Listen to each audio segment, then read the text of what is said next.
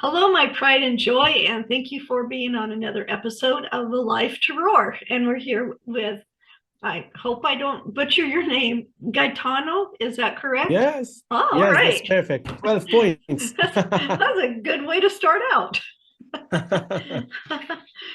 So just to let my audience know that I do have the course going on now. It's called Find Your Me. It's all about finding your purpose in life and then what to do with it once you do find it. And you can get a hold of me at www.lskirkpatrick.com. My website is there, and that's where I have my books too. So let's get to talking about you, Gaetano. So who are you and what do you do? Gaetano is located in the tiny island of Malta. It's a country south of Italy, 27 by 14 kilometers. Not everyone knows about us. We're very small. I am married to a beautiful wife and I have a son, 4 years old. I am 38 years old and I am a technical person. So I started off my journey as a technical person. I do love technology. So you find me playing around, programming, coding. I'm interested and I am intrigued by technology. But about 7 years ago, I started a business called Daily Period because I always had this thing in me that I wanted to put technology um, to use in order to solve a particular problem. So that's who I am. I love reading.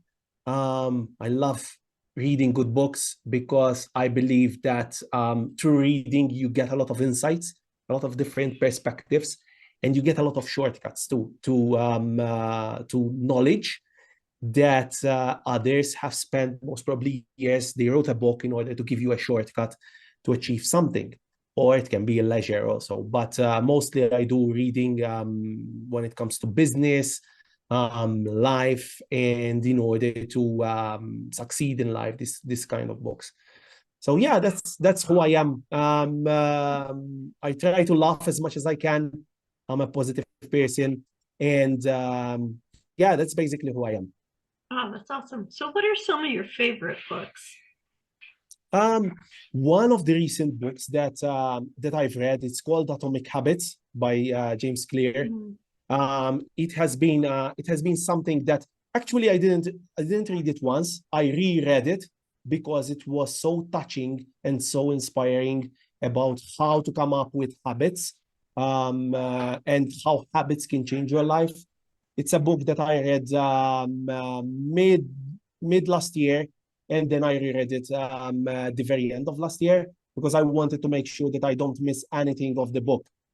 Another good book that I recently read, it's about negotiation. Never Split the Difference by Chris Voss. It's a very, very good book. It helps you to how to converse, how to negotiate, both in personal and in business. So it's a very, very, very valuable book. Yeah, those are the two good books that I highly recommend. Highly, highly, highly recommend. When it comes to a good book in business, I'm a fan of Alex Hormozy. He's an American businessman. He has a book called, it's available on Amazon for 99 cents. It's the name of the book, it's $100 million, how to create offers that people feel stupid to say no to. It's a very good book. Very, very, very good book. Yeah, there's several books that I can mention. A book is something that is your friend, and it's also a good present to give to someone. Yeah, yeah, they are. They're really good guides. A lot of CEOs, C-type executives are writing books because the books actually present better what they do. Not so much like a resume, but it gets deep into it. You understand the person, you understand their thinking process, and it's really a good representation. Books are great. They're not just for telling bedtime stories. They're for helping you conduct your life, for giving you the tools you need to do what you do and adding value to your life so you can add value to others. And these are actually really great books. Through the Connected Leaders Academy on Facebook, we went through Atomic Habits earlier this year. As every month we're doing a different book, and it was really insightful. I agree with you. I think that's a really good book. So you love technology. Do you make a living at doing that? I used to. I used to be. I started off my career. So I am originally graduated in IT. Okay. So since I was a kid, I was always intrigued by technology, computing, and I furthered my studies in IT. So I have a bachelor's in IT. But as I said, I always had this thing in me that I wanted to put technology into use. So it's not just, yeah, it's fancy, this piece of technology. How can we use it? Like, is it meaningful? If it's not meaningful, it's still a good piece of technology, but we still have to figure out a way how to put it to use. So it happens that in technology, sometimes there's a lot of advancement in a particular area that we really, as a scientist, because I believe my core values, I am a scientific person. We don't know exactly how to put to use this particular whatever experiment or new technology that we came up with. And sometimes it takes us even more than a decade to figure out how to best put a certain technology to use. So I spent about a decade in technology, worked my way from a programmer to chief technical officer for various companies. So I had a team of people. And I always enjoyed, as I said, I'm a people's person. I love people. I love guiding people. I love seeing people succeed. It's something that gives me a lot of pleasure. So I wanted to build my own thing in order to put technology to work, and that's how it all started.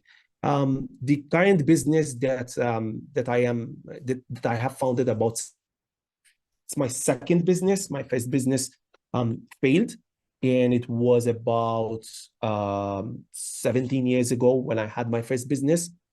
And when my first business failed, I wanted to go back to the industry because I believed it was way too early to start a business, and I lacked a lot of skills in order to have your own business. So I wanted to go back in the industry in order to understand the industry better and to be able to figure out why my first business failed.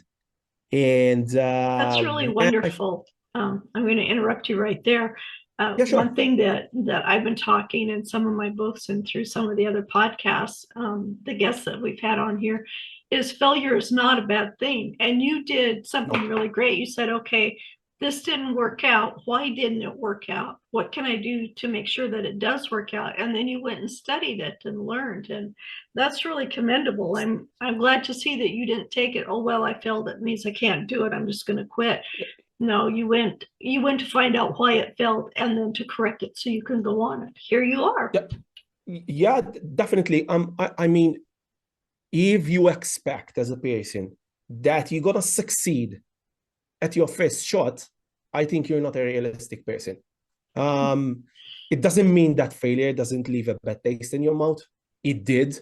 Um, I was going through a rough patch in my life. I've lost my father when my Oh, business failed. So, life happens. Life happens to yes. everyone. But it doesn't mean that, I didn't spend a couple of days and weeks like blaming all of the things and not myself. But yes, failure, it's an important component. And I think it helps you become a better person because I I think a true you are yourself when you fail. Because when you're experiencing success or everything is, when you're seeing the money's coming in, everything is good, you get comfortable, right? But when you face failure, that's who you truly are. So If when you face failure, you are an angry person, you will be very angry, right? It becomes the true person comes out. That's what I believe. So I wanted to understand why. And actually, it boiled down that I lack the skills and I did a lot of mistakes. And I had to figure out how to gain those skills. And yeah, and give it another shot. And if need be, even if I experience failure again, give it the third shot. Yeah, why not? That's awesome. I love that. That is so good because we need to not be hard on ourselves. I mean, we're going to be sad. There's no doubt about that. You know, like you said, if you're an angry person, you're going to be angry about it.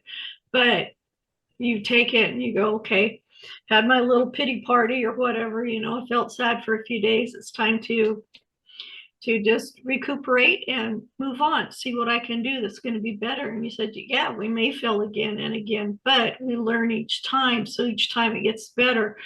And don't have to necessarily, just stop and take a year off, to recuperate. But like you said, just a few days even.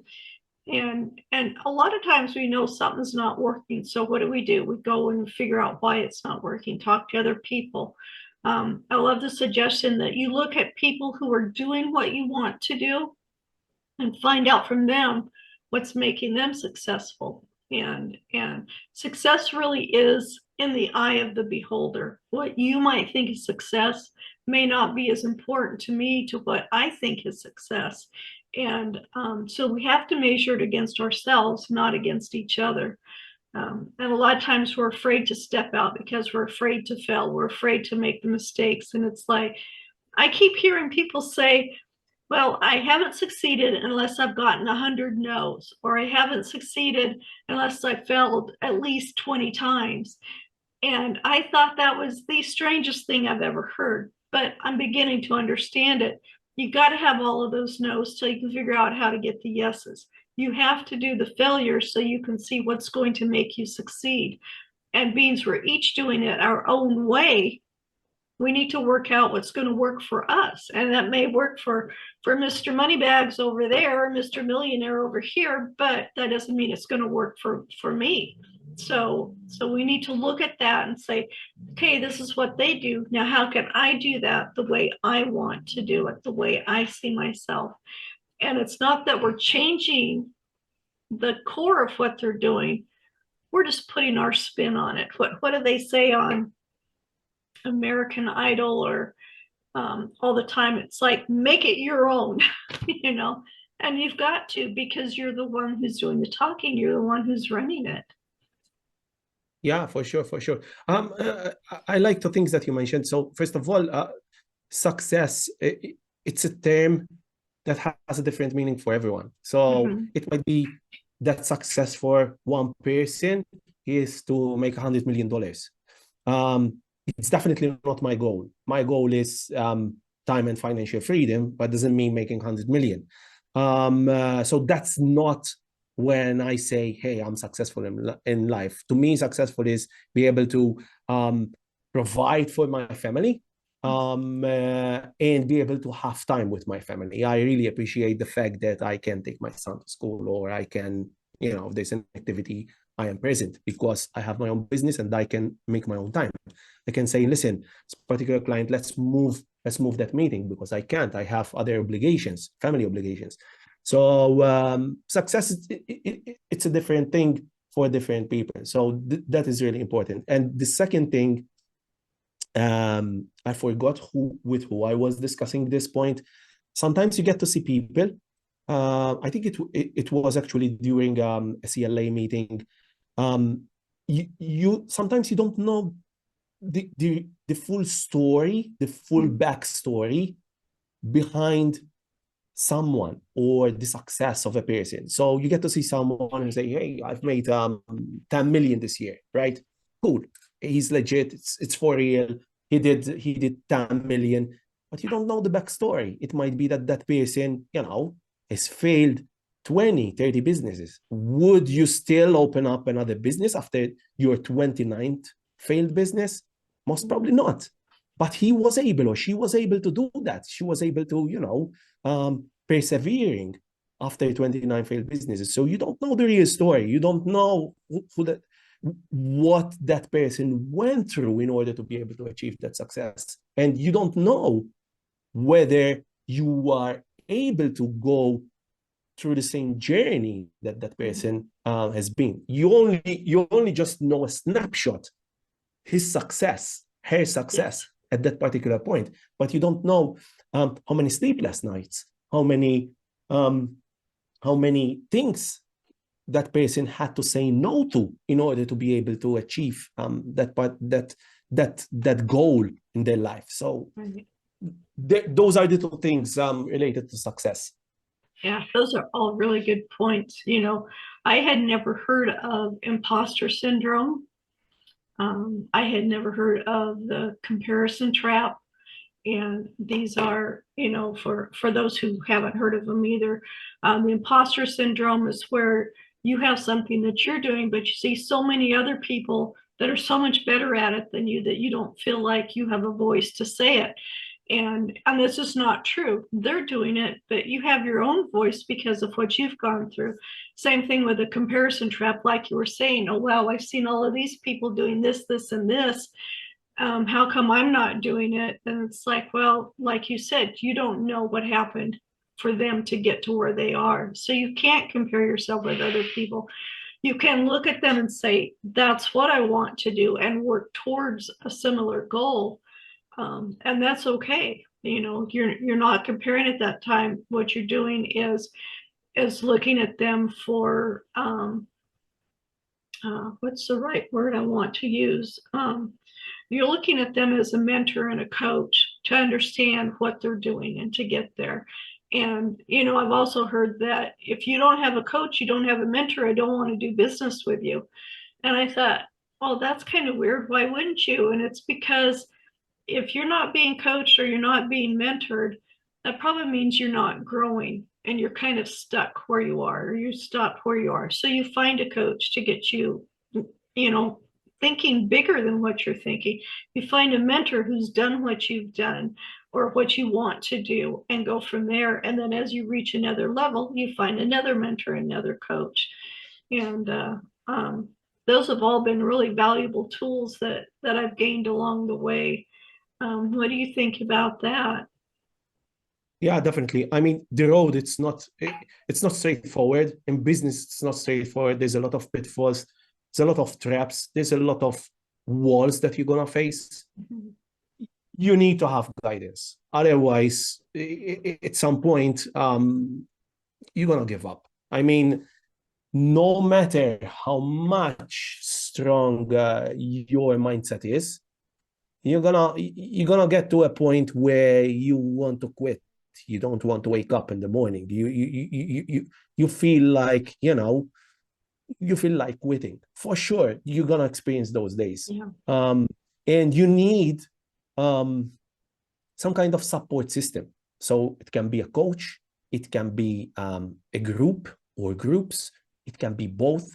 It can be you're able to look at others, as you said, and instead of comparing yourself to others, not you don't get into the trap of comparing yourself and say, hey, that person is more successful than me, and you punish yourself. That's the bad way how to compare yourself. You can look at others who are more successful than you are, so they have the same goals, right, as you are. So let's say, for instance, you want to make more money, right, which is your goal, right? Fine. And you see another person who's doing more money than you are, who's growing more, getting more revenue than what you're getting. So you can either stay trapped in the comparison, say, hey, that person is more successful than me, and you're punishing yourself. Or else you can use that person as an inspiration. So you can tell yourself, you say, if that person succeeded, that means it's not impossible, right? I can also achieve the goal of that person. So you can have that mindset. If it has been done, then it means it's not impossible, right? Because if something it has never been done,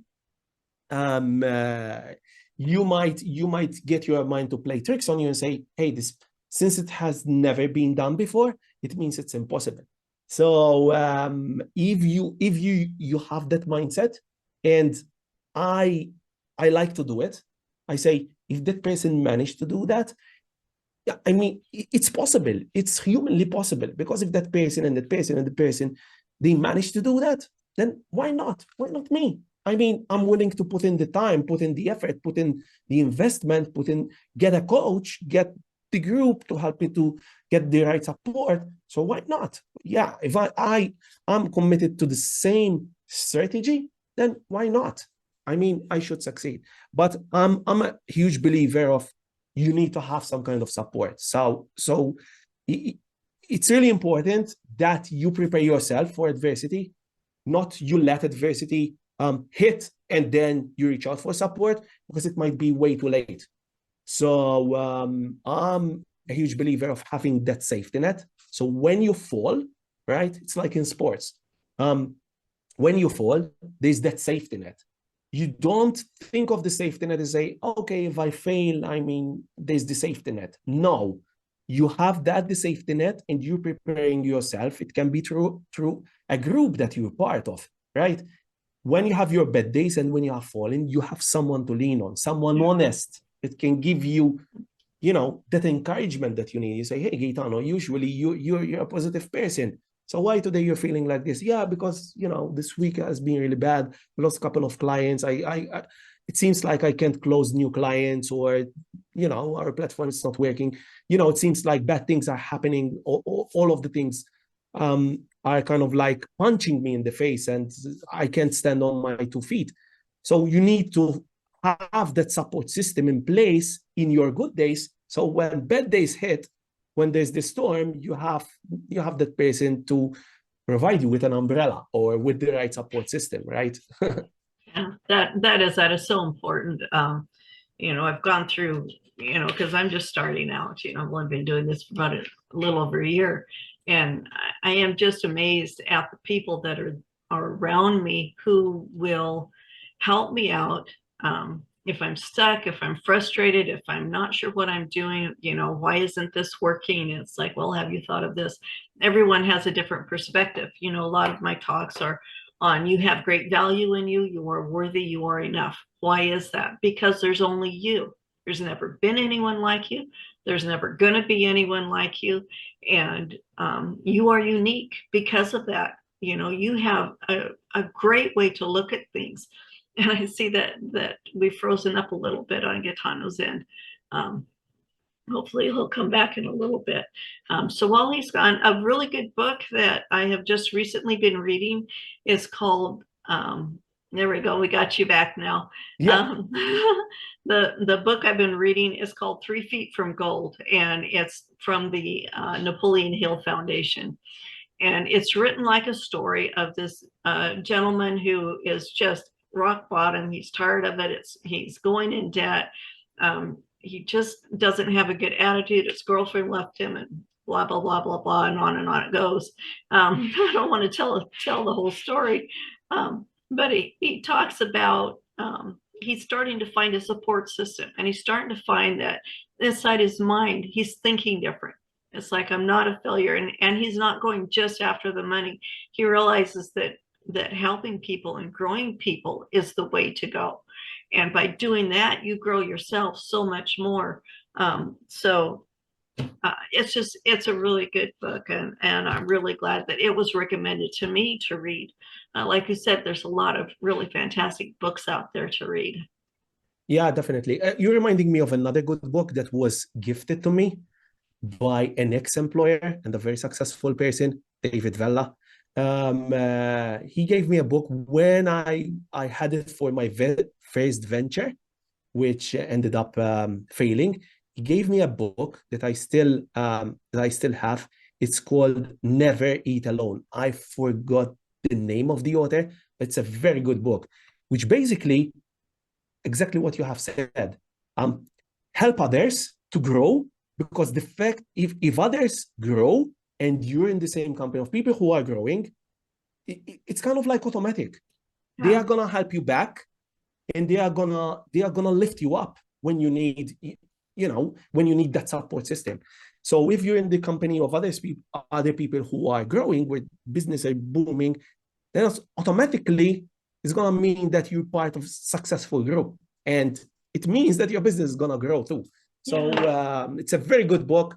It's a gift that's this person gave me. He's a good friend of mine. And it's something that has helped me. Yeah, good. And it's important what you said is the people around you need to be helping you grow. I'd heard, who are your top 5 people? These are the people that you're around the most. And out of your top 5 people, are they helping you grow? Are they helping you succeed? Or are they holding you back? And it's really a harsh reality look to see who these people are and how they affect you. So, maybe you have a spouse or a relative or something, that you're around all the time, but they're really negative to you. So now you need to change, not that you get rid of your spouse or your relative, anything like that, but you maybe need to find other people who you count as your top 5 that you're around. And that's where the coach and the mentors come in. That's where getting into groups that are growing and helping each other, like we're with Connected Leaders Academy, CLA, that helps us grow, where everybody just really does help each other. The Millie Club, it's what is called Underdog Millionaire Club, also does that. They're there supporting each other, helping each other grow, offering what they can. And there are some really great people out there.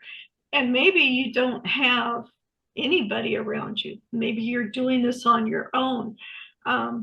But you're never alone. You're going to have to interact with people. If you want a business to grow, you've got to have clients. So you need to find your top 5 people. If you just start with one person first, someone who's there that, like you said, when things are not going well, you can go and talk to and say, I've been doing this and it's not working. Can you maybe give me suggestions?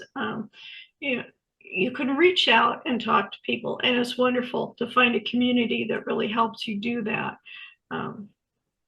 So yeah, definitely, it's really important. You mentioned.